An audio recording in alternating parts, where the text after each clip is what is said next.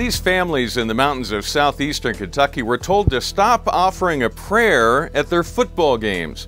But they had a better idea. This is the CitizenLink report. I'm Stuart Shepard along with our Executive Director, Tom Minnery. Hi, Tom. Hello, Stuart. I want to set up this conversation by sharing a little report with you that explains what happened in Bell County, Kentucky. This is in the mountainous parts of southeastern Kentucky, right where Virginia and Kentucky and Tennessee all come together. A rural community, to say the least. But they got challenged by the Freedom From Religion Foundation. WYMT Television gave us permission to share this report with you. First on Night Watch, they were determined to continue praying before football games. Bell County fans wore shirts that said, "Let us pray," and vowed to make their voices heard. WYMT's Kendall Downing was at tonight's game and tells us what happened in our top story at 11. The tension had been building for some time, and tonight was the night for folks who wanted to hear prayer before Bell County High School's football game.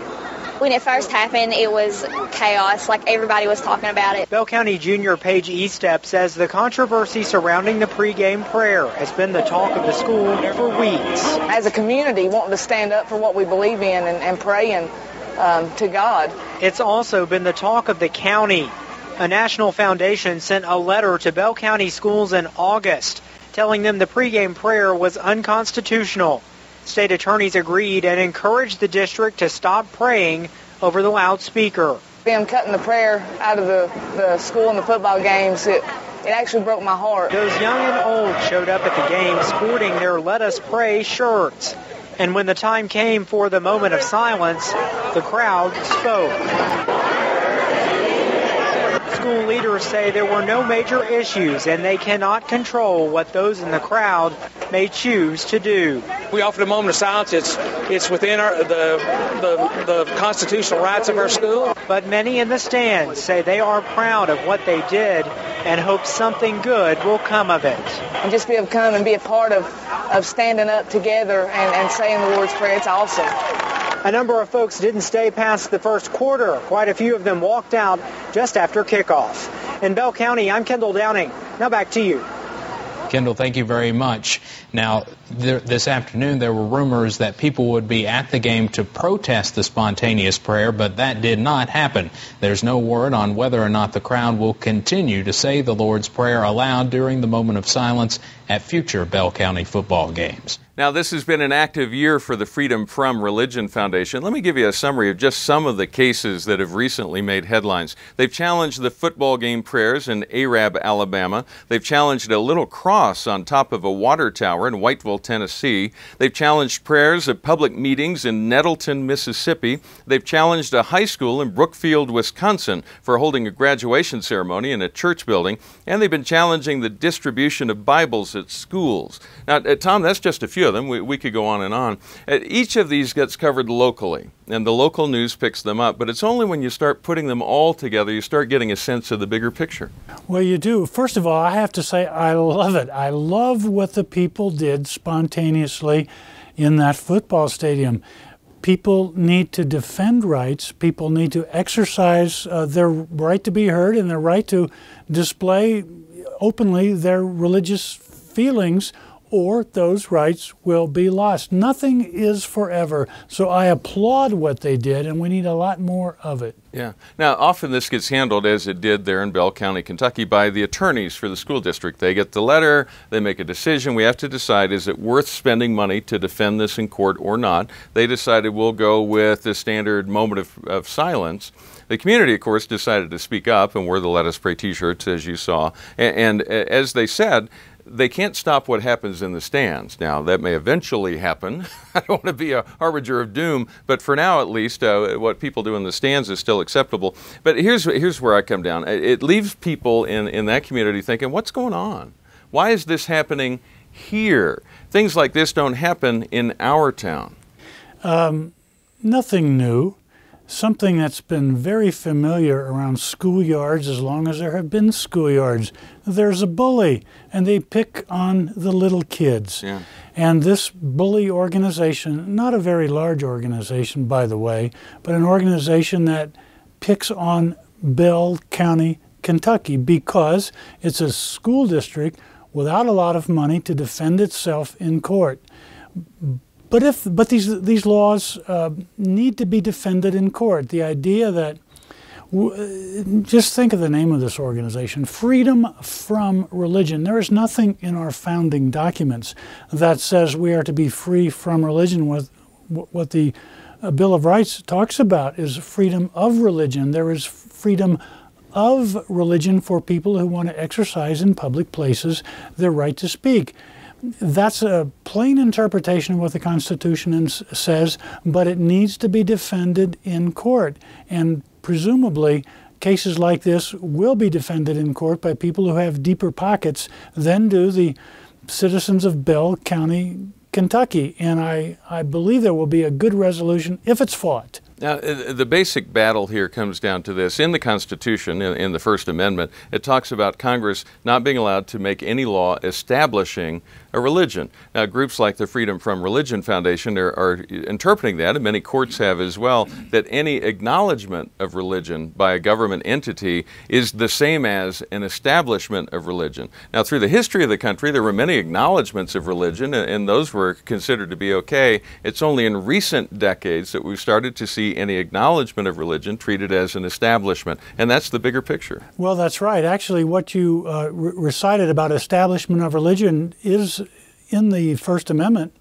That's only half of the First Amendment. The first freedom protected in the First Amendment to the Constitution is the fact that Congress shall make no law respecting free practice of religion. People need to be free to express themselves however they want. The reason is clear.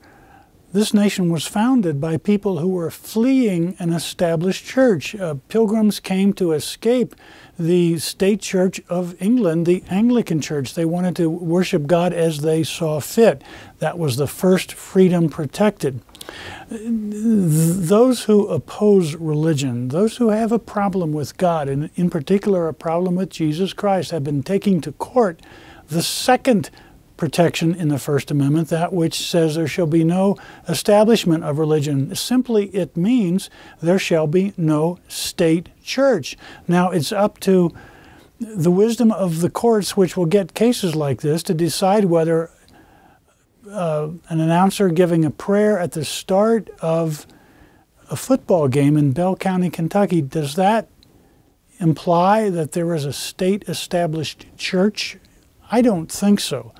Court opinions vary. We win some of these cases, we lose some of these cases, but it's clear we've got to keep fighting them or we will begin to lose all of them. And we do want to be clear. We understand that if this went to court, under the current interpretation by the courts and their understanding of the laws that are out there, this would likely lose a legal fight, but that's an illustration of the problem. It's an illustration of the problem that the courts have interpreted the laws this way. Well, yeah, I'm not so sure that it would, and we've seen other aspects of this issue prevail in court. For example, there have been rights won for student-led prayer, student-led Bible clubs at public schools. We have just come through something called Pulpit Freedom Sunday, led by our good friends at the Alliance Defense Fund, a legal organization which has encouraged pastors actually to step beyond what the IRS says is the law restricting what can be said about politics from the pulpit. The belief is that pastors can say whatever they want from the pulpit, regardless of what the IRS says about the protection of their tax-deductible ability to receive gifts if they do talk politics from the pulpit.